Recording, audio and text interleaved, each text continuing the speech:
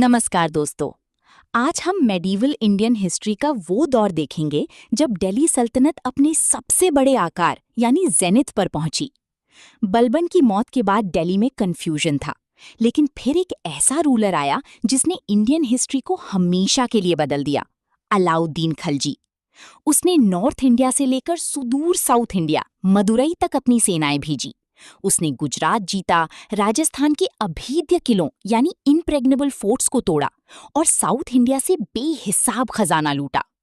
लेकिन क्या ये एक्सपेंशन सल्तनत के लिए फायदेमंद था या यही उसकी बर्बादी का कारण बना? चलिए खलजीज और तुगलक्स की इस महागाथा यानी एपिक जर्नी को समझते हैं। बलबन के बाद दिल्ली की गद्दी पर उसके कमजोर सक्सेसर्स बैठे। उस समय दिल्ली की नोबिलिटी में एक बहुत बड़ा इशू था, टर्किश मोनोपोली, यानी सारी बड़ी पोस्ट्स सिर्फ टर्क्स को मिलती थीं। नॉन टर्क्स जैसे कि खालजीज इससे बहुत नाराज थे। 1290 में जलालुद्दीन खालजी ने बलबन के सक्सेसर्स को हटाकर गद्दी पर कब्जा कर लिया। इसे खालजी रेवोल्यूशन भी कहते हैं, क्योंकि इसके बाद टर्किश मोनोपोली खत्म हो गई। जलालुद्दीन एक बहुत ही टॉलरेंट रूलर था। उसका मानना था कि चूंकि इंडिया में मेजॉरिटी हिंदूज की है, इसलिए यहाँ पूरी तरह से इस्लामिक स्टेट नहीं चलाया जा सकता। उसने हार्श पनिशमेंट्स भी बंद कर दी। लेकिन उस समय दिल्ली सल्तनत के बहुत दुश्मन थे।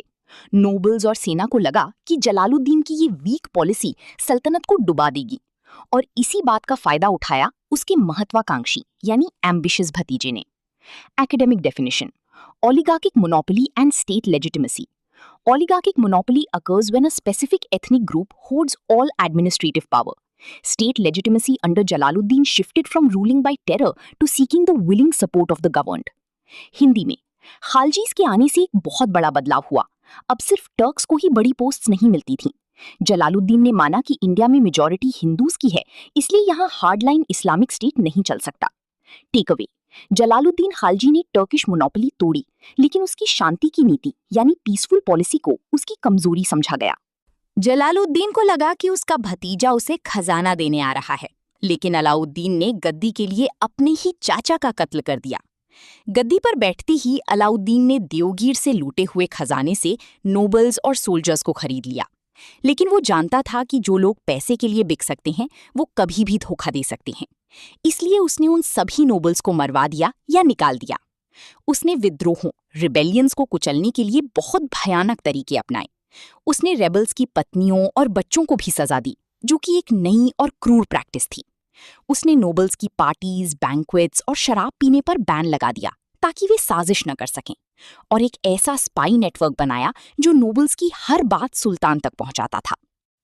Academic definition: authoritarian surveillance and subservience. Authoritarian surveillance involves using extensive spy networks to monitor elite factions.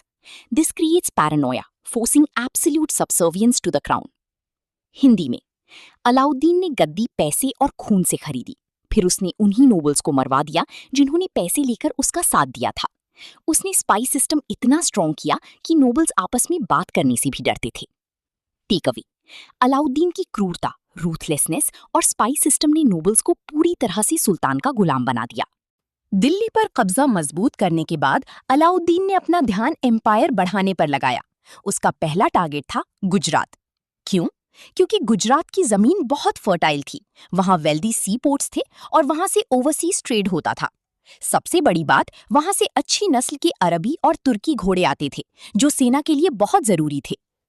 1299 में अलाउद्दीन की सेना ने गुजरात पर हमला किया। रास्ते में जैसलमेर को भी लूटा गया। गुजरात का राजा रायकरण बिना लड़े ही भाग गया। उसकी राजधानी अनहिलवाड़ा और प्रसिद्ध सोमनाथ टेम्पल को लूटा गया। कैम्बे के अमीर मर्चेंट्स को भी नहीं छोड़ा गया। यहीं कैम्बे में दिल्ली की सेना को एक गुलाम मिला जिसका नाम था Malik Kafur. Academic definition: geo economic strategy and resource acquisition. Geo-economic strategy is the use of military campaigns to secure vital economic assets like maritime trade wealth and military resources, horses. Hindi में दिल्ली सल्तनत को अच्छे घोड़ों की जरूरत थी जो मंगोल्स के कारण सेंट्रल एशिया से नहीं आ पा रहे थे। गुजरात के सीपोर्ट से अरबी घोड़े आते थे, इसलिए गुजरात को जीतना अलाउद्दीन के लिए इकोनॉमिकली जरूरी था।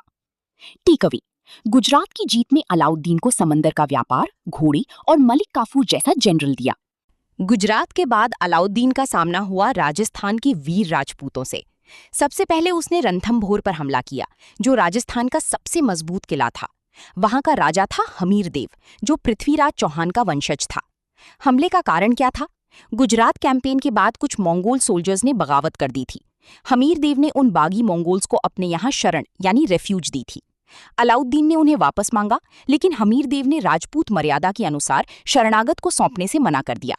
दिल्ली की सेना ने कई महीनों तक किले को घेरे रखा। अंत में 1301 में जब कोई रास्ता नहीं बचा तो किले में जौहर हुआ।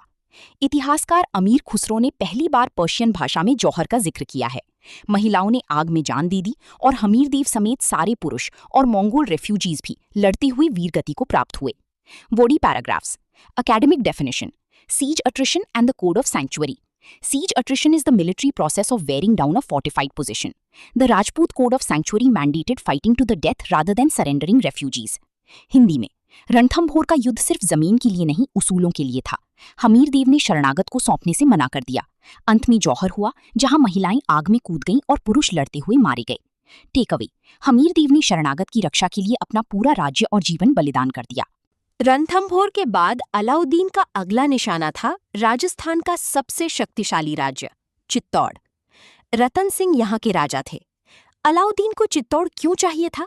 क्योंकि चित्तौड़ दिल्ली से मालवा और गुजरात जाने वाले सबसे जरूरी रास्ते रूट पर था। हम सबने रानी पद्मिनी की कहानी सुनी है कि अलाउद्दीन ने उनकी खूबसूरती के लिए हमला किया, लेकिन मॉडर्न हिस्टोरियंस मानते हैं कि ये कहानी हमले के 100 साल बाद लिखी गई थी। असली कारण स्ट्रेटेजिक और इकोनॉमिक था। कई महीनों की भयंकर घेराबंदी सीज के बाद 1303 में चित्तौड़ का किला गिर गया। राजपूतों ने बहादुरी से लड़ते हुए जान दी और महिलाओं ने जौहर किया। अलाउद्दीन ने चित्तौड़ अपने छोटे बेटे खिज्र खान को सौंप दिया और वहां मुस्लिम गैरिसन तैनात कर दी। इसके बाद जालौर समेत राजस्थान के ज्यादातर राज्य अलाउद्दीन के अधीन हो गए। Academic definition: Strategic geography versus historical legend.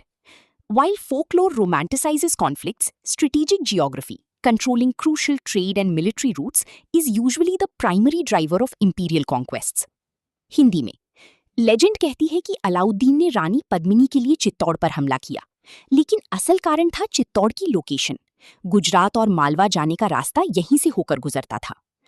Take away: Chittor का युद्ध एक रोमांटिक लेजेंड से ज्यादा एक मिलिट्री और स्ट्रेटेजिक नेसेसिटी था। नॉर्थ इंडिया जीतने के बाद अलाउद्दीन की नज़र साउथ इंडिया की अपार संपत्ति पर पड़ी। उसने अपने सबसे खास जनरल मलिक काफूर को साउथ कैंपेन्स के लिए भेजा। 1306 में काफूर ने दियोगिर के राजा राय रामचंद्र को हराया, लेकिन अलाउद्दीन ने उसे मारा नहीं बल्कि सम्मान दिया। राय रायन का टाइटल दिया और अपना एलाई बना लिया। इसके बाद 1309 से 1311 के बीच काफूर ने वारंगल, तेलंगाना, द्वार समुद्र और माबार, मदुराई तक अपनी सेना भेजी। इतिहास में पहली बार दिल्ली की सेना इतनी दूर साउथ तक गई थी। काफूर ने इन राजाओं को हराया, उनके मंदिर और खजाने लूटे और उन्हें हर साल एनुअल ट्रिब्यूट कर देने पर मजबूर किया। अलाउद्दीन बहुत स्मार्ट था। उसे पता था कि दिल्ली में बैठकर साउथ इंडिया पर राज नहीं किया जा सकता, इसलिए उसने सिर्फ खजाना लिया और राजाओं को उनकी गद्दी वापस दे दी। हिंदी में, अलाउद्दीन ने साउथ इंडिया पर कब्जा करके वहां गवर्नर्स नहीं बैठाए, क्योंकि इतनी दूर से राज करना मुश्किल था। उसने राजाओं को हराया, उनका खजाना लिया और उन्हें हर साल ट्रिब्यूट यानी कर देने पर मजबूर किया। टेक अवे: मलिक काफूर के अभियानों ने दिल्ली सल्तनत को अकल्पनीय खजाना यानी अनइमेजिनेबल वेल्थ दिया, बिना एडमिनिस्ट्रेशन का बोझ बढ़ाए।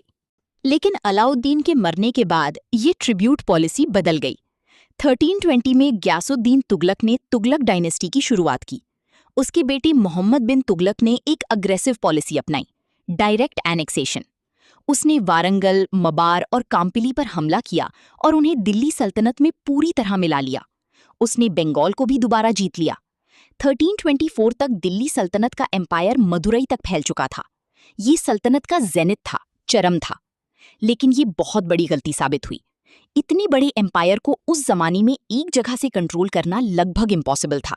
इससे एडमिनिस्ट्रेटिव और फाइनेंशियल प्रॉब्लम्स खड़ी हो गईं।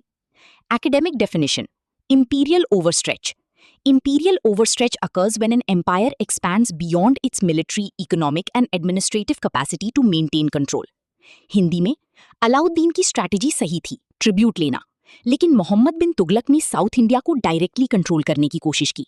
इतने बड़े एम्पायर को दिल्ली से कंट्रोल करना इम्पॉसिबल था, जिससे आगे चलकर सुल्तानत टूटने लगी। फाइनल टेक अवे, तुगलक्स के समय सुल्तानत सबसे बड़ी तो बनी, लेकिन यही इंपीरियल ओवरस्ट्रेच उसकी पतन, डाउनफॉल का कारण बना।